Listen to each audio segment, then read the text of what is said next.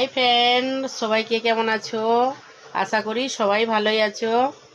তো আজকে পৌষ মাসের লাস্ট বৃহস্পতিবার, তার কারণে এত যোধপুর রাজস্থানে এত ঠান্ডা পড়েছে।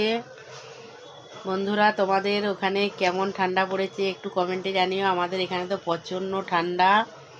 ঠান্ডার কারণে কিছু কাজ হচ্ছে না তাড়াতাড়ি করে। তাও আজকে বৃহস্পতিবার, তাই বৃহস্পতিবারের রান্না করেছিলাম এই যে লুচি, বড় বড় লুচি, আর এই যে এখানে আছে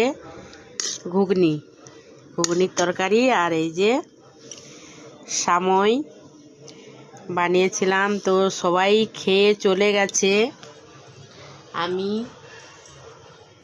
এখন খেতে বসেছি। এত আমাকে ঠান্ডা লাগছে, আমার তো হালত খারাপ হয়ে যাচ্ছে ঠান্ডায়।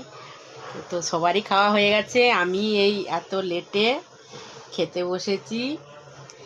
তো সবাই ভালো থাকবে, খুব সাবধানে থাকবে, প্রচণ্ড ঠান্ডা পড়েছে।